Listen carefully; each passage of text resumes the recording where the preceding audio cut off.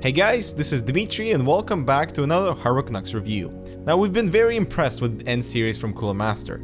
They're moving towards compact and space efficient cases, so we're going to take a look at the N400, which sits perfectly in between the higher end N600 and a smaller sibling, the N200, priced at $60. Now the entire N lineup have very similar and distinctive features with large meshed front panel with all the connections there as well, which include 4 USB ports, audio jacks and PR buttons. The N400 includes one 3.5 inch drive bay right below 2 optical bays, so pretty standard for mid-tower. The front panel is removable, that also houses a built-in dust filter, plus notice the connections are attached to the frame, which is preferable, and not to the panel. We do have one fan included with optional secondary mount right below for dual intake, pretty good stuff.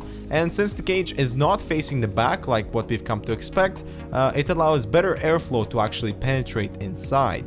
At the back we have an exhaust fan, 7 PCI slots, and a bottom mounted power supply. And my favorite type of dust filter that sits underneath the unit, so I would need to unscrew my power supply, probably redo some of my cable job in order to access the filter. Well, this is just not acceptable. The rear side panel has a dual fan mount with an internal dust filter. Now, I would suggest just mounting it on the outside of the case for better access when the time comes to clean it.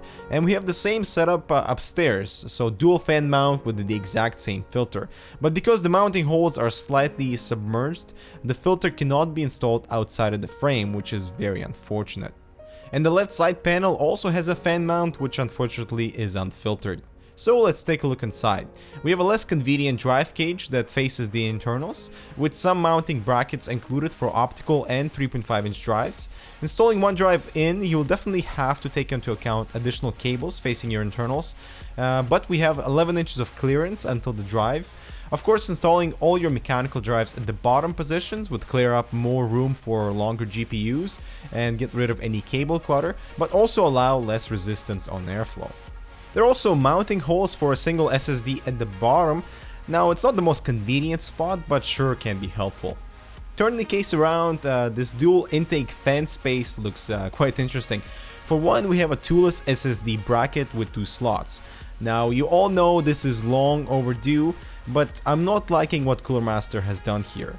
Inserting one SSD, you can see the 4 supporting hinges bent. So this isn't going to be durable for multiple swaps, and actually when I inserted the second SSD, one plastic bit just snapped off, and the entire design of this SSD cage is just poor.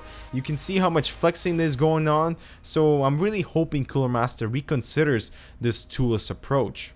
Also, you cannot insert it facing the inside as it doesn't hold, so the only way to mount it is either facing up or down on either of the fan slots.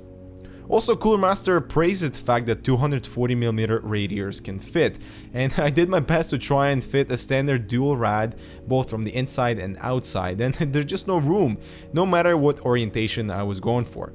Plus, where would the tubing go, as the hard drive cage is very close and would not allow any clearance. You are, however, able to install 120mm fans, and the side panel closes just fine with room to spare, but what Cooler Master managed to miss was any space at the top. And you can see it even missing an 8-pin CPU cutout, so you either have to route that behind the motherboard or through it, both of which are quite unpleasant.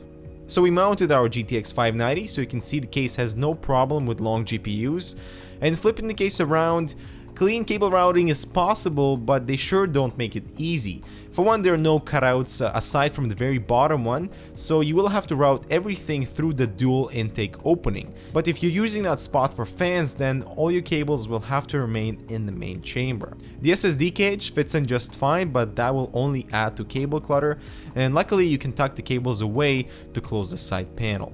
And on the inside, things are looking pretty clean, given you don't install any side fans, so you can route your 24-pin cable. Also, there's very little room at the top, and I really wish they would have made this a micro ATX chassis, which would add a little room at the top, because otherwise it's quite useless.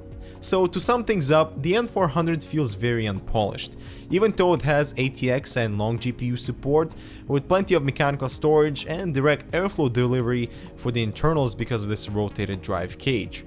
However, the cable management may become challenging if you populate side fan mounts, which in reality would not be able to fit a 240mm radiator. The SSD brackets are poorly designed and there's absolutely no room at the top, so say goodbye to top exhaust. And lastly, the power supply dust filter is not easily accessible. The N400 honestly feels out of place, and come to think of it, it's not really needed. The N200 is a well-designed micro ATX, and the bigger brother N600 is an all-around ATX winner, so I cannot think of a reason why you wouldn't want to spend additional $20 for the N600 to get an all-around better package. So thanks guys for watching. If you enjoyed this review, make sure to like this video and subscribe for more awesome content, and we'll see you in the next one.